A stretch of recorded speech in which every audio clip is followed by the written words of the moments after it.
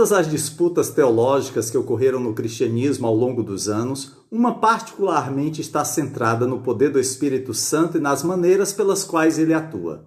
Tomando por base a passagem de Marcos, capítulo 16, em que Jesus, já ressuscitado, aparece aos seus discípulos, ele os comissiona para a grande tarefa de ir por todo o mundo e pregar o evangelho a toda criatura, sendo que aquele que crer e for batizado será salvo.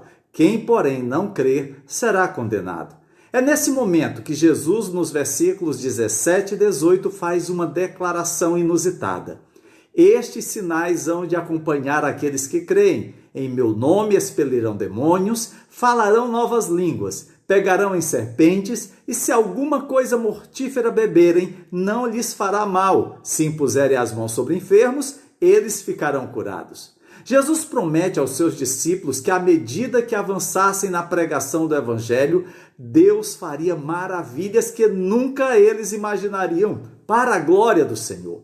A grande questão que alimenta essa disputa e que tem sido amplamente debatida por décadas, mostrando poucos sinais de avanço, é se estes sinais cessaram ou continuam.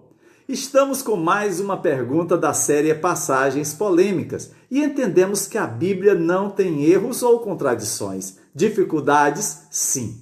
Nossa questão envolve um debate que é intenso no meio acadêmico, com eruditos que defendem suas posições, mas que também se estende para as igrejas, gerando algumas animosidades entre os que defendem uma ou outra visão.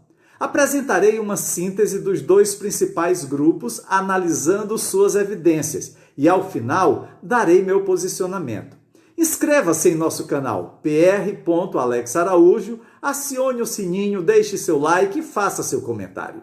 Os sinais miraculosos são para a igreja na atualidade ou foram restritos ao período apostólico?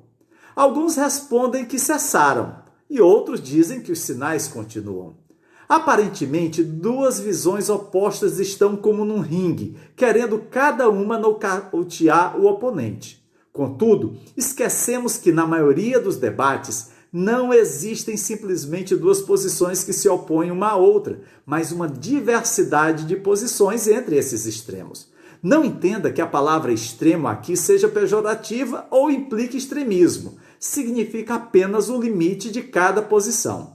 Deixe-me começar com os cessacionistas, para quem os sinais e maravilhas foram limitados ao período dos apóstolos. É claro que para eles isso não significa que milagres não aconteçam. Significa apenas que não são a maneira típica ou normal pela qual o ministério deve ser feito.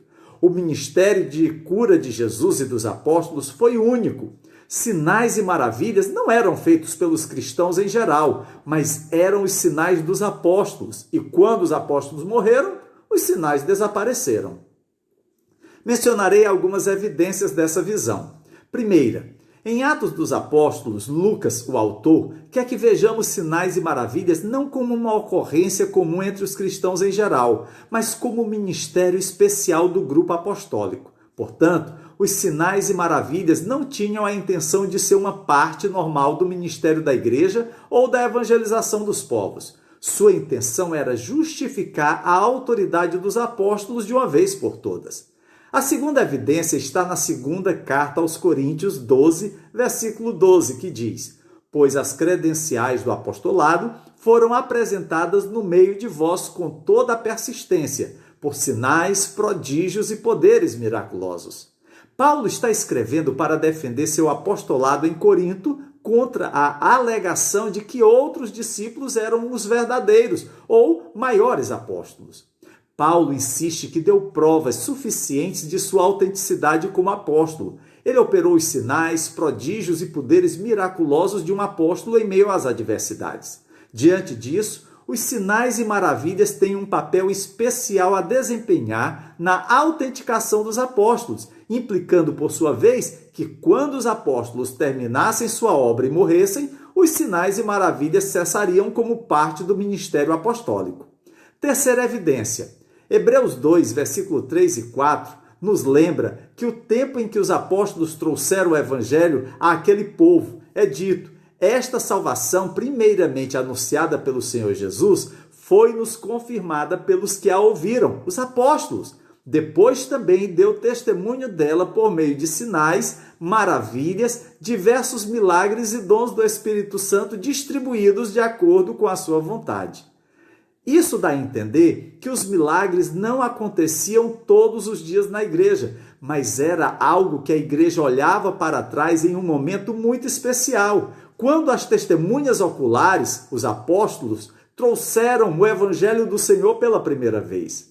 Quarta evidência: o ministério de Jesus foi único em alguns aspectos. Portanto, não podemos chegar à conclusão de que só porque Jesus enviou seus discípulos para curar durante o seu ministério na terra, ele quer que façamos exatamente o mesmo. Os sinais e maravilhas faziam parte da singularidade do ministério de Jesus. Quinta evidência: nunca houve ninguém na história cristã que curasse pessoas regularmente da maneira que Jesus e os apóstolos faziam, instantaneamente, completamente e nos casos mais difíceis. Isso não significa que as curas em nossos dias sejam irreais, apenas que é de uma ordem diferente dos sinais e maravilhas de Jesus e dos apóstolos.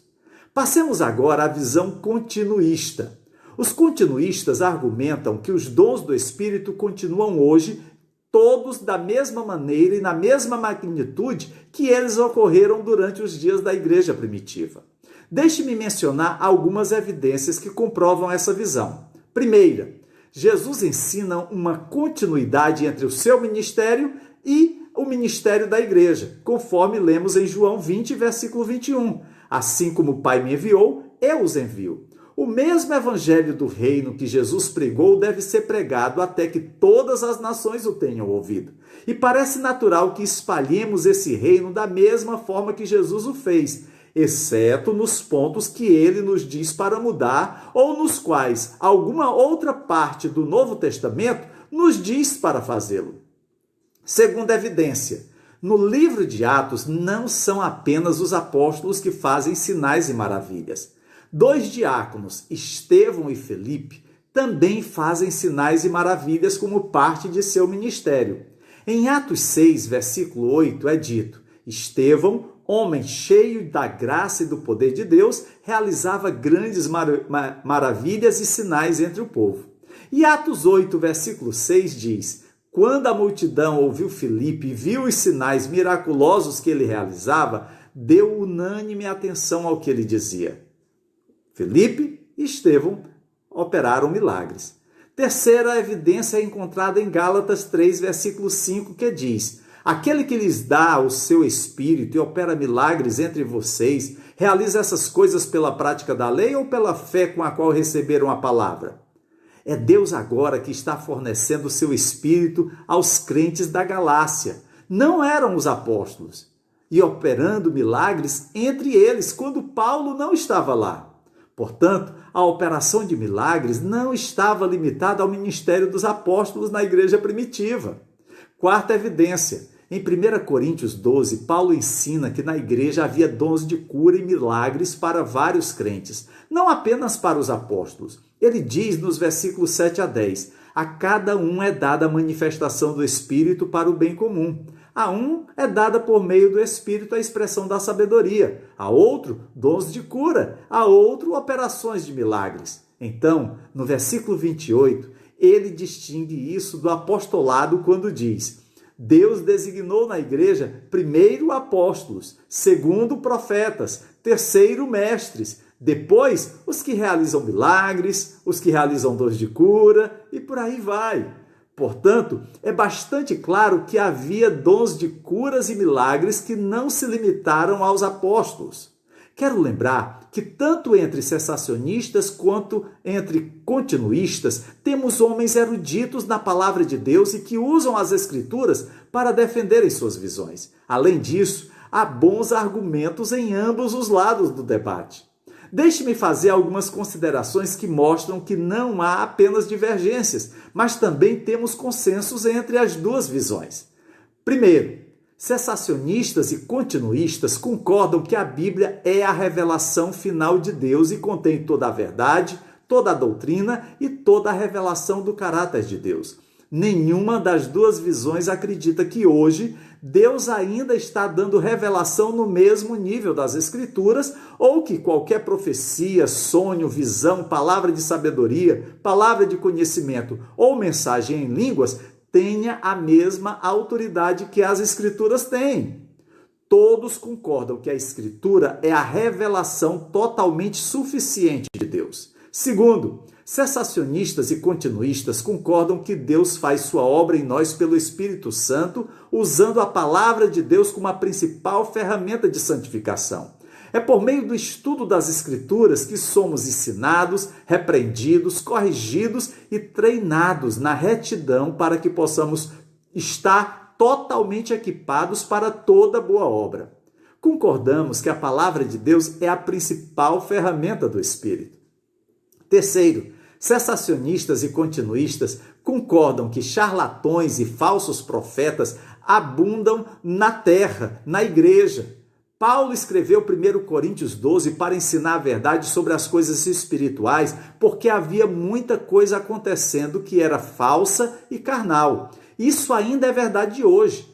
Falsos profetas anunciam mensagens de Deus que a Bíblia claramente condena. E charlatões enganam as pessoas fazendo-as acreditar que têm poderes milagrosos e que não têm. Exemplo disso é o cuspe santo, o suor ungido, as serpentes levadas para o púlpito como sinal de que o pastor tem poder e outras encenações para atrair as multidões. Concordo com Charles Sproul quando disse: com respeito às práticas de manuseio intencional de cobras e ingestão de veneno, devemos observar que a passagem de Marcos 16, versículos 17 e 18, não nos dá nenhuma ordem para nos envolvermos em tais práticas. Simplesmente diz que alguns crentes serão, no decorrer do ministério, atacados com venenos de vários tipos e sobreviverão. Na verdade, devemos condenar o envolvimento intencional com veneno como um teste de fé ou como uma prática de adoração, pois fazer tais coisas é testar a Deus, o que é proibido. Quarto, cessacionistas e continuistas entendem que as decisões devem ser tomadas com base na sabedoria e orientação da palavra de Deus. Se for ordenado na palavra, nenhuma outra palavra é necessária. Se for proibido nas Escrituras, não há nenhuma palavra revelada por homens que anule o que a Bíblia diz. Nenhuma visão, sonho ou profecia pode desfazer o ensino claro da Bíblia. Entendo que os consensos são mais importantes do que aquilo que porventura queira nos dividir. Sou de opinião que os dons espirituais não cessaram, mas quero deixar claro que, primeiro, os dons não transmitem revelação extra-bíblica, mas a confirmam e ajudam a igreja a entender a revelação existente. Qualquer coisa que afirma ser um dom não deve dizer nada contrário às Escrituras. Se isso acontecer, é do inimigo. Segundo, sinais miraculosos andam de mãos dadas com a pregação do Evangelho. Milagres não são fogos de artifício para supercristãos. Eles são sinais do poder salvador de Jesus, destinados a chamar a atenção para a mensagem mais importante do universo. O Rei Jesus morreu e ressuscitou para salvar os homens do pecado e do inferno. Não devemos permitir que o ministério miraculoso se torne mais importante do que pregar o Evangelho. Faça da mensagem de salvação sua primeira prioridade. Terceiro, aqueles que defendem o cessacionismo não são cristãos? Nada disso. Aqueles que defendem o continuismo não são cristãos? De modo nenhum. Se reivindicamos Cristo, então somos irmãos e irmãs. É importante compreender opiniões contrárias às nossas. Não precisamos concordar em tudo. E não há problema em discordar de mim com relação aos dons espirituais. Embora este debate seja importante, a grande comissão de alcançar almas para Cristo é muito maior. Como afirma Rupertus Meldenius, luterano do século XVII, nas coisas essenciais, unidade, nas não essenciais, liberdade, em todas as coisas, amor. Que o Senhor Jesus te abençoe. Amém.